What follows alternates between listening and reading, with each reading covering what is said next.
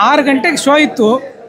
5 ಗಂಟೆಗೆ ಎಲ್ಲ ಅದ್ದೂರಿ ಸೇರ್ಕೊಂಡ್ಬಿಟ್ಟು ಜನ ಅಭಿಮಾನಿಗಳಿರ್ಬೋದು, ಆಡಿಯನ್ಸ್ ಇರ್ಬೋದು, ಸೇರಿಕೊಂಡು ನೂಕುನುಗ್ಲಾಗಿತ್ತು.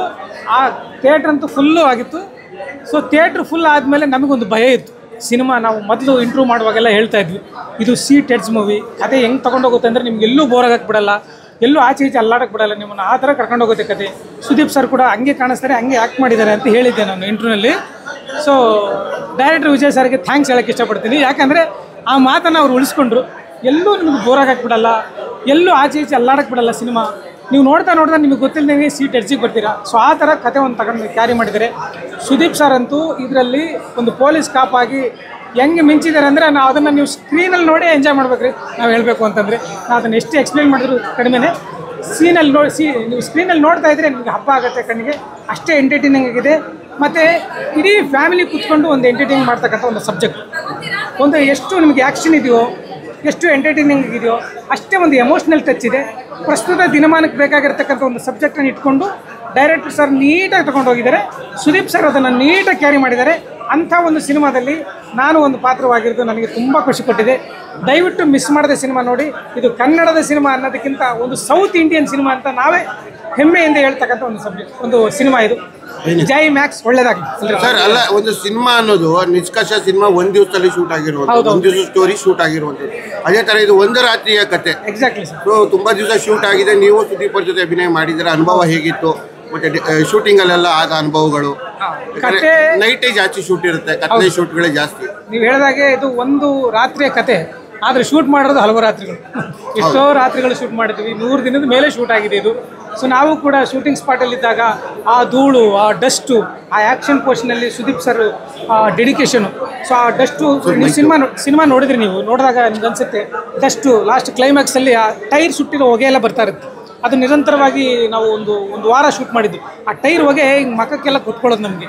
ಅಂಥ ಟೈಮಲ್ಲಿ ಸುದೀಪ್ ಸರ್ ನಾವು ನೋಡಿ ಇನ್ಸ್ಪೈರ್ ಆಗಿದ್ದೀವಿ. ಕಾರಣ ಏನು ಗೊತ್ತಾ, ಅವರು ಈ ಧೂಳು ಹೊಗೆ ಅಂತ ಬಂದಾಗ ಅವರೇ ಮಕ್ಕಕ್ಕೆಲ್ಲ ಹಾಕ್ಕೊಂಡ್ಬಿಟ್ಟು ಆ್ಯಕ್ಟ್ ಮಾಡೋದು. ಸೊ ಆ ಟೈಮಲ್ಲಿ ನಾವು ಅವರಿಂದ ಇನ್ಸ್ಪೈರ್ ಆಗಿ ಆ್ಯಕ್ಟ್ ಮಾಡಿದ್ವಿ. ಸೊ ಈಗ ಆ ಟೈಮಲ್ಲಿ ಅನ್ಸೋದು, ಅಯ್ಯೋ ಎಷ್ಟು ಕಷ್ಟ ಆಗ್ತಾಯಿದೆಯಲ್ಲಪ್ಪ ಶೂಟಿಂಗ್ ಮಾಡುವಾಗ. ನಾವು ಮಕ್ಕ ಎಲ್ಲ ತೊಳ್ಕೊಂಡಾಗ ಇದು ಹೊಗೆ ಹಿಂಗೆಲ್ಲ ಹರಿದು ಹೋಗೋದು, ಇಷ್ಟು ದಟ್ಟವಾಗಿ ಹೊಗೆ ಕಪ್ಪು. ಸೊ ಅಂಥ ಟೈಮಲ್ಲಿ ನಾವು ಒಂಥರ ಬೇಜಾರಾಗೋದು, ಇಷ್ಟೆಲ್ಲ ಮಾಡಬೇಕಾ ಅಂತ. ಸಿನಿಮಾ ನೋಡಿದಾಗ ನಮಗೆ ರಿಯಲಿ ಖುಷಿ ಆಯಿತು. ನಮಗಷ್ಟೇ ಅಲ್ಲ, ನಿಮಗೂ ಕೂಡ. ನಿಮಗೆ ಪ್ರತಿ 5 ನಿಮಿಷಕ್ಕೆ 10 ನಿಮಿಷಕ್ಕೆ ರೋಮಾಂಚನ ಆಗದೆ ಇದ್ರಿ ಸಿನಿಮಾ ನಿಜವಾಗ್ಲೂ ಆಗುತ್ತೆ ಖಂಡಿತ. ನಾವು ಹಾಲಿವುಡ್ ಸಿನಿಮಾಗೆ ಕಂಪೇರ್ ಮಾಡ್ತಿದ್ದಾರೆ. ಯಾಕಂದ್ರೆ ತೆಗೆಯುವಂಥದ್ದು ಕಂಪ್ಲೀಟ್ ಆಕ್ಷನ್ ಇರುತ್ತೆ. ಸೊ ಹಾಲಿವುಡ್ ರೇಂಜಲ್ಲಿ ಬರ್ತಾ ಇದೆ. ಹೆಸರು ಕೂಡ ಇಂಗ್ಲೀಷಲ್ಲಿ ಇರೋದು ಮ್ಯಾಕ್ಸಿಮಮ್ ಅಂತ. ನಿಮ್ಗೆ ಹೇಗನ್ನುತ್ತೆ? ಸಿನಿಮಾ ಅಭಿನಯ ಮಾಡಿದ್ದೀರಾ, ಆದರೆ 2 ಗಂಟೆ 12 ನಿಮಿಷ ಸಿನಿಮಾನ ಥಿಯೇಟರ್ ಮುಂದೆ ಕೂತಾಗ, ಜನಗಳ ಜೊತೆ ಕೂತಾಗ, ಅಭಿಮಾನಿಗಳ ಜೊತೆ ಕೂತಾಗ ಹೇಗಿತ್ತು ರಿಯಾಕ್ಷನ್? ಮತ್ತೆ ನಿಮ್ಮ ಫೀಲಿಂಗ್ ಹೇಗಿತ್ತು ಸರ್? ಖಂಡಿತ ನಾನು ಅದೇ ಹೇಳಿದ್ನಲ್ಲ ನಿಮ್ಗೆ ಆಗ್ಲೇ, ಇದು ನಾಟ್ ಓನ್ಲಿ ಕರ್ನಾಟಕ, ನಾವು ಕನ್ನಡದರಷ್ಟೇ ಹೆಮ್ಮೆ ಪಡ್ತಕ್ಕಂಥ ಸಿನಿಮಾ ಅಲ್ಲ ಇದು. ಇಡೀ ಸೌತ್ ಇಂಡಿಯಾದಲ್ಲಿ ಇಂಥದ್ದೊಂದು ಸಿನಿಮಾ ಮಾಡಿದಾರಲ್ಲ ಅಂತ ಹೆಮ್ಮೆ ಆಗುತ್ತೆ. ಯಾಕಂದರೆ ಪ್ರತಿ ಫ್ರೇಮ್ ಇರ್ಬೋದು, ಕತೆ ಇರ್ಬೋದು, ಆ ಟೇಕಿಂಗ್ಸ್ ಇರ್ಬೋದು, ಆ ಆ್ಯಕ್ಷನ್ಸ್ ಇರ್ಬೋದು, ಹಾಲಿವುಡ್ ರೇಂಜ್ಗಿದೆ ಸರ್. ಖಂಡಿತ ಇದು ನಾವು ಎಲ್ಲರೂ ಸಿನಿಮಾ ನೋಡಿದ ಮೇಲೆ ಹೇಳ್ತಿದ್ದು ಹಾಲಿವುಡ್ ರೇಂಜ್ಗೆ ಇರ್ತಕ್ಕಂಥ ಸಿನಿಮಾ ಅಂತ ಹೇಳ್ಬಿಟ್ಟು. ಸೊ ಆ ಥರದ್ದು ಒಂದು ಸಿನಿಮಾ ಹಬ್ಬದಲ್ಲಿ ನಾನು ಪಾತ್ರ ಆಗಿದ್ದೀನಿ ಅನ್ನೋದು ನನಗೂ ಕೂಡ ಸಹಜವಾಗಿ ಹೆಮ್ಮೆ ಇದೆ. ಸೊ ಅಂತ ಒಂದು ಆಮೇಲೆ ಆ ಪಾತ್ರಕ್ಕೆ ಸುಮ್ಮನೆ ಬಂದೋಗಲ್ಲ. ನನ್ನ ಜೊತೆಗೆ ವಿಜಯ್ ಚೆಂಡೂರ್ ಸರ್ ಇರ್ಬೋದು, ಸುಕೃತ ಇರ್ಬೋದು, ಆಮೇಲೆ ಸಂಯುಕ್ತ ವರ್ಣರ್ ಇರ್ಬೋದು, ನಾಗಾರ್ಜುನ ಇರ್ಬೋದು, ಇಳವರಸನ್ ಇರ್ಬೋದು, ವಿಕ್ರಮ್ ಮಂಜು ಅವ್ರು ಇರ್ಬೋದು. ಅದು ಒಂದು ಟೀಮು ಎಲ್ಲರೂ ಕ್ಯಾರಿ ಮಾಡುತ್ತೆ. ಸುದೀಪ್ ಸರ್ ಜೊತೆಗೆ ಕ್ಯಾರಿ ಆಗುತ್ತೆ. ಸಿನಿಮಾ ನೋಡಿದ್ರೆ ಕತೆ ಏನಂತ ಗೊತ್ತಾಗುತ್ತೆ. ನಾನು ಕತೆ ರಿವೀಲ್ ಮಾಡೋಕ್ಕೆ ಇಷ್ಟಪಡಲ್ಲ. ಥಿಯೇಟ್ರಲ್ಲೇ ನೋಡಿ ಸಿನಿಮಾನ ಎಂಜಾಯ್ ಮಾಡಿ ಆಮೇಲೆ ಥಿಯೇಟ್ರಿಗೆ ಡಿಸೈನ್ ಮಾಡ್ತಕ್ಕಂಥ ಒಂದು ಸಿನಿಮಾ ಇದು. ಥಿಯೇಟ್ರಲ್ಲಿ ಆ ಸೌಂಡು, ಆ ಆ್ಯಕ್ಷನ್ನು, ಡಿಸೈನು, ಆಮೇಲೆ ಆ ಟೇಕಿಂಗ್ಸು ನೋಡಿದಾಗ ನಿಮಗೆ 100% ಖುಷಿ ಆಗುತ್ತೆ. ಮಿಸ್ ಮಾಡ್ಕೋಬೇಡಿ.